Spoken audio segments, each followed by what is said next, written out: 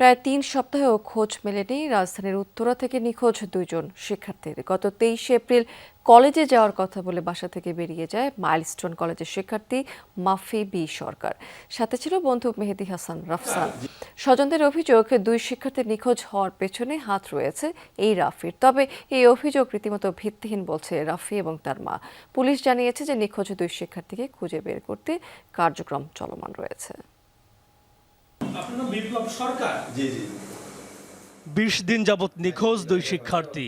একজন মাইলস্টোন কলেজের প্রথম বর্ষের শিক্ষার্থী মাফি বি সরকার, অন্যজন এ লেভেল পরীক্ষার্থী মেহেদী হোসেন রাফসান। এ ঘটনায় পৃথক দুটি জিডি করেছেন তাদের স্বজনরা। মাফির পিতা বিপ্লব সরকার জানান, ২৩ এপ্রিল কলেজে যাওয়ার কথা বলে বেরিয়ে যায় মাফি।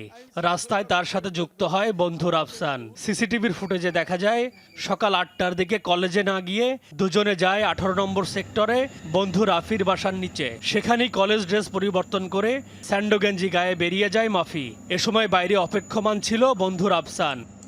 বন্ধুর মায়ের ফোন ধরে বলছে, পরে আমি বলছে যে ভাবে মাফি কই, বললো সে তো বাইরে গেছে।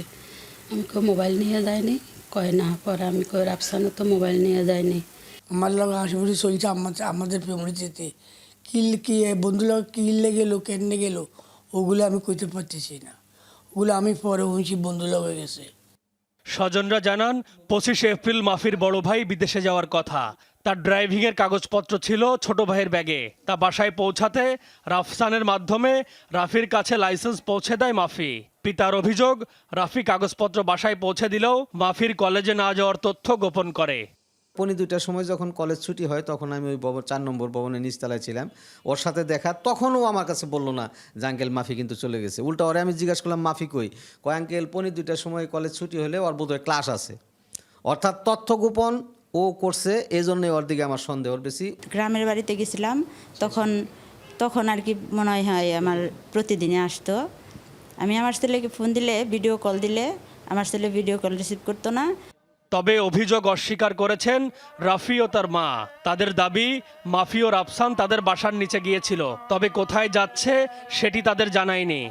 ভালো লাগে না থাকতে, ফ্রিডম চাই, এই জিনিস চলে গেছে ওরা। ৮:৩৫-৪০-এর দিকে রাফসান আমার ক্লাসরুমে গেছে, ল্যাব ক্লাসে গিয়ে আমার স্যারের কাছে ড্রাইভিং লাইসেন্স দিয়ে গেছে স্যারের সামনে। আমি স্যার থেকে নিয়ে আমার বলছে মাফি বড় বেঁকে দিয়ে দিছে। এটা সবাই সঠিক তদন্ত করে ছেলেদের মা বাপের কাছে ফিরিয়ে দিন, আমি এটাই কামনা করি। আর আমার ছেলেকে এখানে আশা করি আর দৌড়াবেন না। আমার ছেলে কোনো আমি আশা করি সে নির্দোষ, তারপর আপনার তদন্ত করেন। নিখোঁজ ওই দুই শিক্ষার্থী অভিভাবকদের আড়ালে তাদের অন্য বন্ধুদের নিয়ে বাসায় বসাতো মদের আসর। পুলিশ জানায়, ঘটনার সাথে রাফি জড়িত কিনা এখনো নিশ্চিত নয়, তবে তাদের খোঁজে কাজ করছে পুলিশ।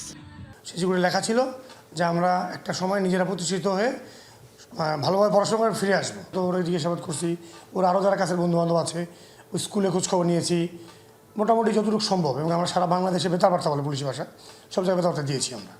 বাসায় মোবাইল রেখে বেরিয়ে যাওয়ায় অনুসন্ধানে বেগ পেতে হচ্ছে পুলিশকে। স্বজনদের আশা, পুলিশ আন্তরিক হলে দ্রুতই ফিরে আসবে তাদের সন্তান। M A Aziz, Jamuna news, Dhaka.